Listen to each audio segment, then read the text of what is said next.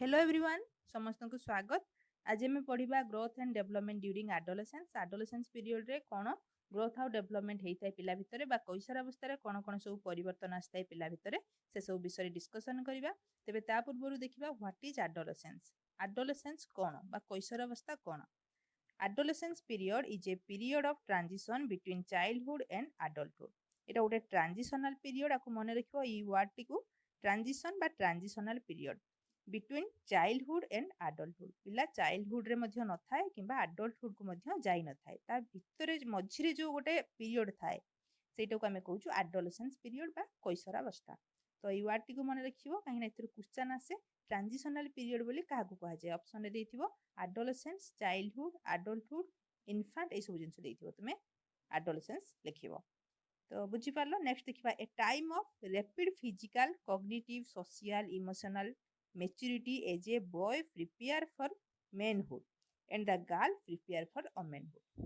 गोटे झियो बा गोटे पुओ चाइल्डहुड रु जतबेले आडल्ट को जाती बा गोटे पुओ जतबेले मेन हबा को जाउथाय बा झियो जतबेले ओमेन हबा को जाउथाय ता भितरे बा मझिरे जो पीरियड टा संगे संगे तो छुआ थिबो तापर एकथरा आडल्ट हे जिवोनी ता मझिरे जो पीरियड टा को आमे कहूजु आडोलेसेंस पीरियड जो थिरे कि रैपिड माने द्रुत गति रे फिजिकल कॉग्निटिव सोशल ए सब डेवलपमेंट होता है मैच्योरिटी आसी थाए तापर जाइकी जड़े पुओ बा छोट पिला गोटे मैच्योर मैन रे परिणत हुए गोटे झियो मैच्योर ओमेन रे परिणत हुए। ए जो ट्रांजिशन पीरियड को मझिरे जो पीरियड रही ताकू ही आमे कहूछु आडोलेसेंस पीरियड बा कैशोरावस्था। दुईटा जिंस एथिरे आसिला आकु ट्रांजिशनल पीरियड कहूछु और रैपिड चेंज होई थाए मन रखिबो याकू।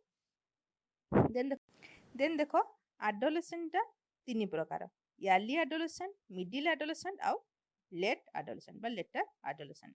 अर्ली आडोलेसेंट रे आसुचंती 11 रु 14 वर्षर पिला, मिडिल रे आसुचंती 15 रु 17, देन लेट आडोलेसेंट रे आसुचंती 18 रु 20 तापर आसीबो आडल्टहुड पीरियड।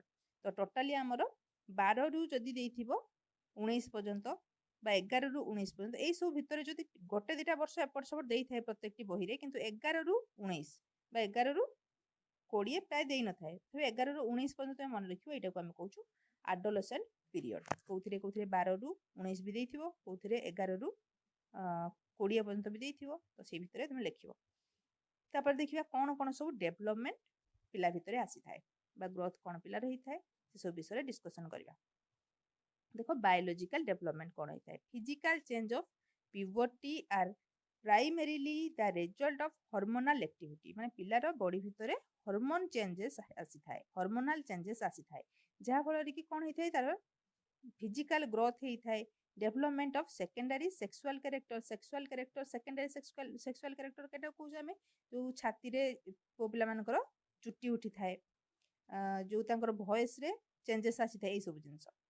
तापर देखो physical distinction between the sexes माने झियो पुओ भितर डिफरेंस आमे जानि परिबा छोट बेले जना पड़ेनी पुओ झियोर डिफरेंस आमे जानि पारुना किंतु एडोलेसेंट पीरियड रे से डिफरेंस टा आस्ते आस्ते शो हुए देखा जाए तो आमे झियो पुओ को सेपरेट जानि पारु।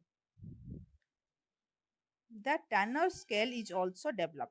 टानर स्केल कोन जानि परछो देखिबो जतबेले गोटे पिला बड़ होउथाय सेतबेले देखिबो तार पिठी पाखरे बा काख पाखरे सब धला धला धला धला टिके गारो भलिया हेइथाय माने सेटा मांसपेशी तार माने बढ़ु थाए बढ़िया फल से दाग गुड़ाक देखा जाए पुओ पिला मानकर देखिबो जो पिठी पाखरे तांकर से सब जिंस गुड़ा हेइथाय जंघ पाखरे जन जनकर हेइथाय धला धला टिके कोन गोटे आंपुड़ी देला भलिया जिंसटा हेइथाय सेटाको आमे कहूछु टानर स्केल जेटा कि मैच्योरिटी लेवल को से जाउचंती बोली जणा पड़े तांकर फिजिकल ग्रोथ होउची बोली जणा पड़े बा बॉडी तांकर मैच्योर आडू को जाउची बोली जणा पड़े।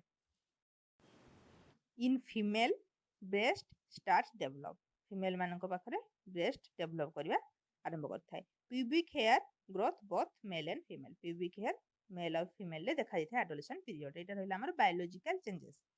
हार्मोनल चेंजेस कौन रही it is caused by the hormonal influence and control by anterior pituitary in response to the stimulus from hypothalamus production and release of gametes secretion of sex appropriate hormones बुझे दूची।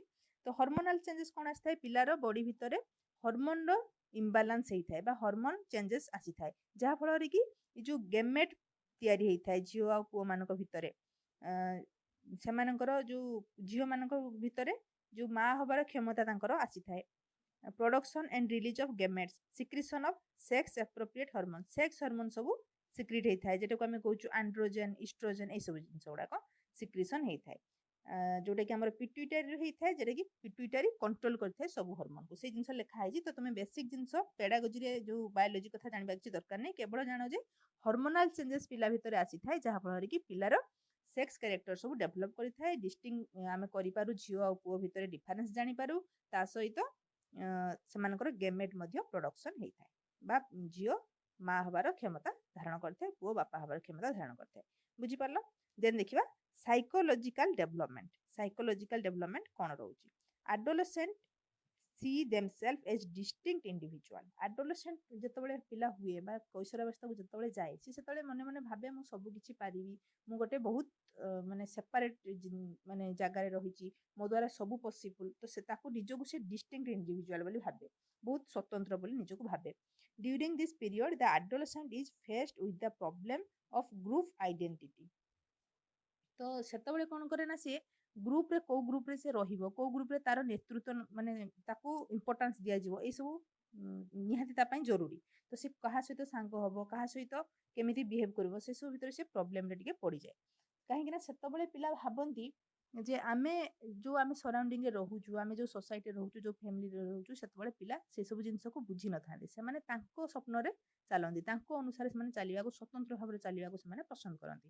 ତ ସେଥିପାଇଁ ଏଇସବୁ ଜିନିଷ problem ତାଙ୍କୁ ଦେଖାଯାଇଥାଏ। ତାପରେ ଦେଖିବା କଗ୍ନିଟିଭ ଡେଭଲପମେଣ୍ଟ। କଗ୍ନିଟିଭ ଡେଭଲପମେଣ୍ଟ କ'ଣ? ଦିସ୍ ଷ୍ଟେଜ ଦ କଗ୍ନିଟିଭ ମାନେ ବୌଦ୍ଧିକ ବିକାଶ, ମନେ ରଖିବାକୁ, ବୌଦ୍ଧିକ ବିକାଶ। This stage the period of formal operations is ପିଆଜେ ଫୋର୍ଥ ଆଣ୍ଡ ଲାଷ୍ଟ ଷ୍ଟେଜ। ମାନେ ଯୋଉ ଫର୍ମାଲ ଅପରେସନାଲ ପିରିୟଡ଼ ଯୋଉ ଆମେ କହୁଛୁ, ଆଡୋଲେସେଣ୍ଟ ପିରିୟଡ଼ ସେଟାକୁ ପିଆଜେ କହିଥିଲେ। ତ ସେଥିରେ କ'ଣ ହୁଏ ନା, ସେ କ୍ରିଟିକାଲ ଥିଙ୍କିଂ କରିପାରେ, ଦେ ଥିଙ୍କ ବିୟଣ୍ଡ ଦ ପ୍ରେଜେଣ୍ଟ। ମାନେ ଗୋଟେ ଜିନିଷ ନଥିଲେ ବି ସେ ଜିନିଷକୁ ଭାବିକି ସେ କିଛି ଲେଖିପାରେ, କିଛି କହିପାରେ, ସେ ଜିନିଷ ବିଷୟରେ କିଛି ଭାବିପାରେ। କିନ୍ତୁ ଛୋଟବେଳେ କ'ଣ, ଗୋଟେ ଜିନିଷ ଦେଖିଲେ ହିଁ ପିଲା ତାକୁ ବୁଝିପାରେ, କିନ୍ତୁ ଆଡୋଲେସେଣ୍ଟ ପିରିୟଡ଼ରେ without the present of object, ମାନେ ଅବଜେକ୍ଟ ନଥିଲେ ବି ସେମାନେ କିଛି ଜିନିଷ ବୁଝିପାରନ୍ତି। ଆଉ କ୍ରିଟିକାଲ ଥିଙ୍କିଂ ତାଙ୍କ ଭିତରେ ଆସିପାରେ, ଅବଷ୍ଟ୍ରାକ୍ଟ ଥିଙ୍କିଂ ଆସିପାରେ, କ୍ରିଏଟିଭିଟି ତାଙ୍କ ଭିତରେ ଡେଭଲପ ହେଇପାରେ, କେପାସିଟି ଅଫ ଅବଷ୍ଟ୍ରାକ୍ଟ ଥିଙ୍କିଂ ଏଇନା କହିଲି, ସେ ସବୁ ଜିନିଷ ତାଙ୍କ ଭିତରେ ଡେଭଲପ ହେଇପାରେ। ମାନେ କଗ୍ନିଟିଭ ଲେଭେଲରେ ଟିକେ ହାୟର ଲେଭେଲକୁ ସେମାନେ ଯାଇଥାନ୍ତି। ତାପରେ ଦେଖିବା ମୋରାଲ ଡେଭଲପମେଣ୍ଟ। ମୋରାଲ ଡେଭଲପମେଣ୍ଟ କ'ଣ ହେଇଥାଏ ପିଲା ଭିତରେ? ମୋରାଲ ଡେଭଲପମେଣ୍ଟ ଡେଭଲପ୍ସ, ମୋରାଲ ମାନେ ନୈତିକ ବିକାଶ, ଯେଟାକୁ ଆମେ କହୁଛୁ। ସିଏ ସୋସାଇଟିରେ ରହୁଛି, ସୋସାଇଟିର ରୁଲ ରେଗୁଲେସନକୁ ସେ ଆସ୍ତେ ଆସ୍ତେ ଜାଣିବା ଆରମ୍ଭ କରିଥାଏ। ଫ୍ୟାମିଲି କ'ଣ, ଫ୍ୟାମିଲିରେ ରହିବାକୁ ହେଲେ କୋଉ କୋଉ ନିୟମ ମାନିବାକୁ ପଡିବ, କାହା ସହିତ କେମିତି ବିହେଭ କରିବାକୁ ପଡିବ, ଗୋଟେ ଆମେ ନୀତି ନିୟମ ଭିତରେ ବାନ୍ଧି ହେଇକି ରହୁଛୁ ସୋସାଇଟିରେ, ତାଠୁ ବାହାରକୁ ଆମେ ଯାଇପାରିବା ନାହିଁ, ଏଇ ସବୁ ଜିନିଷକୁ ସେ ବୁଝିବା ଆରମ୍ଭ କରେ, ଆଉ ନିଜେ ମଧ୍ୟ ମାନିବା ଆରମ୍ଭ କରେ ରୁଲ ରେଗୁଲେସନକୁ। ତ ସେଇଟା ହଉଛି ମୋରାଲ ଡେଭଲପମେଣ୍ଟ। सोशल डेवलपमेंट तापर देखिबा से सेम जिंस सोसाइटी रे निजको केमिति रिप्रेजेंट करबा, केमिति सांगसाथी बनेइबा, सोसाइटी रे लोकन सहित केमिति बिहेव करबा, गोटे सोशिएबल केमिति प्राणी आमे हेई परिबा, से सब जिंस को से आस्ते आस्ते आस्ते आस्ते बुझिबा आरंभ करे। काहेकि ना पिला बेले से सब जिंस बुझी न थाए, आ एडल्ट हेले से सब जिंस जे कंप्लीटली बुझी थाए। जेहेतु एटा ट्रांजिशनल पीरियड, तो आस्ते आस्ते से बुझी बुझी बुझी बुझी तापर गोटे मैच्योर मैन बा मैच्योर वुमेन को कन्वर्ट होता है। तो यही सब डेवलपमेंट पिला भितर होता है। कौन कौन तेज डेवलपमेंट रहा? Physical, psychological, cognitive, morale, social, biological, ये सब डेवलपमेंट होता है। तो आउ थे मुझे समरी करके कहीदे। एडोलेसेंट पीरियडटा कौन ना, गोटे ट्रांजिशनल पीरियड। गोटे पिला जिते एडल्ट को जीव, एडल्टहुड को कन्वर्ट हम, तो सांगे सांगे से एडल्टहुड को कन्वर्ट हो पार ना। से जो भितर माने चाइल्डहुड रु एडल्टहुड भितर जो गोटे गैप रही, जो गोटे पीरियड रही, से आम कहूँ कैशोरावस्था बा एडोलेसेंस पीरियड, जोटा कि गोटे स्ट्रेस एंड स्ट्रेन पीरियड बोली हल्लक कही। मन रखियो, स्ट्रेस एंड स्ट्रेन पीरियड, यहाँ मुझे लिखी ना, कि बहुत बार मुझे स्ट्रेस एंड स्ट्रेन पीरियड बोली क्या कहुए, एडोलेसेंट पीरियड को कहुए। कहीं पिला भितर ए बहुत पिला बहुत भाभी था जिनस को, बहुत भीतर स्ट्रेस आसता है, से जिनस को इजिली नहीं पारती। तो सांगसाथी क्षेत्र में प्रोब्लेम होता है, पाठ पढ़ा, कैरियर सब जिन प्रोब्लेम फेस करिया को पड़े। से जेहेतु हार्मोनल डिसबालांस भितर होता है, से कहुए स्ट्रेस एंड स्ट्रेन पीरियड। तो मन रखियो, या हल्लक कही। ट्रांजिशनल पीरियड भी वर्ड भी मन रखियो। ତାପରେ ଦେଖିବା କ'ଣ କ'ଣ ସବୁ ପରିବର୍ତ୍ତନ ଆସିଥାଏ। ବାୟୋଲୋଜିକାଲ ମାନେ ଯୋଉ ଫିଜିକାଲ ଆମେ କହୁଛୁ ସେଥିରେ କ'ଣ ପରିବର୍ତ୍ତନ ଆସିଥାଏ ନା ଝିଅମାନଙ୍କର ବ୍ରେଷ୍ଟ ଡେଭଲପ୍ କରିଥାଏ, ପ୍ୟୁବିକ୍ ହେୟାର ମେଲ୍ ଆଉ ଫିମେଲ୍ ମାନେ ପୁଅ ଝିଅ ଦୁଇ ଜଣଙ୍କର ଡେଭଲପ୍ କରିଥାଏ। ଆଉ ସେକେଣ୍ଡାରୀ ସେକ୍ସୁଆଲ କ୍ୟାରେକ୍ଟର ଯେମିତିକି ଭଏସ୍ର ଚେଞ୍ଜେସ୍ ଆସିବା, ଛାତିରେ ଚୁଟି ବାହାରିବା, ଏସବୁ ଜିନିଷ ଗୁଡ଼ାକ ପୁଅମାନଙ୍କର ହେଇଥାଏ। ଝିଅମାନଙ୍କର ବି ଭଏସ୍ରେ ପରିବର୍ତ୍ତନ ଆସିଥାଏ। ଏସବୁ ଜିନିଷ ବାୟୋଲୋଜିକାଲ ଚେଞ୍ଜେସ୍ ଭିତରେ ଆସୁଛି। ତାପରେ ସାଇକୋସୋସିଆଲ ଡେଭଲପମେଣ୍ଟ। ସାଇକୋସୋସିଆଲ ଡେଭଲପମେଣ୍ଟ କ'ଣ ନା ପିଲା ସେତେବେଳେ ନିଜକୁ ଇଣ୍ଡିଭିଜୁଆଲ ଡିଷ୍ଟିଙ୍କ୍ଟ ଇଣ୍ଡିଭିଜୁଆଲ ଭାବେ, ନିଜେ ସବୁ କରିପାରିବ, ନିଜେ ଗୋଟେ ସ୍ୱତନ୍ତ୍ର ପ୍ରାଣୀ ବୋଲି ସେ ନିଜକୁ ଭାବେ, ଆଉ ସ୍ୱାଧୀନତା ସେ ଚାହିଁଥାଏ ସେତେବେଳେ। ତ ସେତେବେଳେ ସିଏ ଗୋଟେ ଗ୍ରୁପ ତିଆରି କରିବା, କାହା ସହିତ ମିଶିବା, କୋଉ ସାଙ୍ଗମାନେ ତାକୁ ଭଲ ପାଉଛନ୍ତି, ଯଦି ଫ୍ୟାମିଲିରେ ତାକୁ ଭଲ ପାଇବା ନ ମିଳେ ତେବେ ସେ ସାଙ୍ଗସାଥି ପାଖକୁ ପଳେଇବ, ଏଇସବୁ ଜିନିଷ ସେ କରିଥାଏ।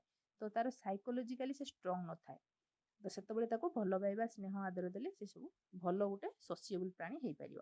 ତାପରେ ଦେଖିବା କଗ୍ନିଟିଭ ଡେଭଲପମେଣ୍ଟ। କଗ୍ନିଟିଭ ଡେଭଲପମେଣ୍ଟ ମାନେ ବୌଦ୍ଧିକ ବିକାଶ, ଯୋଉଟାକି ସେତେବେଳେ ପିଲା ଭିତରେ ଭଲ ଭାବରେ ଆସିଥାଏ। କ୍ରିଏଟିଭିଟି ଥିଙ୍କିଂ ତାଙ୍କ ଭିତରେ ଆସିଥାଏ। କ୍ରିଟିକାଲ ଥିଙ୍କିଂ ସେମାନେ କରିପାରନ୍ତି। ପ୍ରୋବ୍ଲେମକୁ ସଲ୍ଭ କରିବାର କାପାସିଟି ସେମାନଙ୍କ ଭିତରେ ଧୀରେ ଧୀରେ ଆସିଥାଏ। ଅବଷ୍ଟ୍ରାକ୍ଟ ଥିଙ୍କିଂ ସେମାନେ କରିପାରନ୍ତି, ମାନେ ଗୋଟେ ଅବଜେକ୍ଟ ବିନା ଦେଖିକି ସେମାନେ କିଛି ତା ବିଷୟରେ କହିପାରନ୍ତି, ଭାବିପାରନ୍ତି, ଆଇଡିଆ ଲଗେଇ ପାରନ୍ତି। ତାପରେ ଆସିଲା ମୋରାଲ ଡେଭଲପମେଣ୍ଟ, ଯୋଉଟାକି ଆମେ କହୁଛୁ ନୈତିକ ବିକାଶ। ସୋସାଇଟିରେ ଯୋଉ ରୁଲ ରେଗୁଲେସନ ରହିଛି ତାକୁ ମାନିବା, ଅନ୍ୟକୁ ସାହାଯ୍ୟ କରିବା, କାହାର ଦୁଃଖରେ ଦୁଃଖୀ ହେବା, ସୁଖରେ ସୁଖୀ ହେବା, ଏସବୁ ଜିନିଷ ଗୁଡାକ ସେ ବୁଝିପାରିଥାଏ। ତାପରେ ଦେଖିବା ସୋସିଆଲ ଡେଭଲପମେଣ୍ଟ। ସୋସିଆଲ ଡେଭଲପମେଣ୍ଟ ମାନେ ଗୋଟେ ସୋସିଏବୁଲ ପ୍ରାଣୀ ସେ କେମିତି ହବ, ସୋସାଇଟିରେ ସବୁ ଲୋକଙ୍କ ସହିତ ମିଶି ପାରିବ, କେମିତିକା ବିହେଭିୟର ଦେଖେଇଲେ ସେ ଗୋଟେ ଭଲ ରେପୁଟେଡ୍ ପର୍ସନ୍ ହେଇକି ସୋସାଇଟି ରହିପାରିବ, ଏଇସବୁ ଜିନିଷ ଗୁଡ଼ା ସେ ଆସ୍ତେ ଆସ୍ତେ ଶିଖିଥାଏ, ଯାହାଫଳରେ କି ସେ ସୋସିଏବୁଲ ହେଇଥାଏ। ତ ଏସବୁ ରହିଲା ଆମର କ'ଣ କ'ଣ ଡେଭଲପମେଣ୍ଟ ହେଇଥାଏ ଆଡୋଲେସେଣ୍ଟ ପିରିୟଡ଼ରେ। ତ ଆକୁ ମନେ ରଖିବ। ଭାବୁଛି ଭିଡ଼ିଓ ଭଲ ଲାଗିଥାଏ। ଯଦି ଭଲ ଲାଗେ ତେବେ ଲାଇକ୍, କମେଣ୍ଟ, ସେୟାର ନିହାତି ଭାବରେ କରିବ। ଚ୍ୟାନେଲକୁ ସବସ୍କ୍ରାଇବ କରିବ। ଆଉ ଯଦି ନୋଟ୍ ଦରକାର ହୁଏ ତେବେ ମୋତେ କହିବ, ମୁଁ PDF ଆକାରରେ ଆକୁ ରଖିଛି, ତୁମକୁ ସେୟାର କରିଦେବି। Thank you.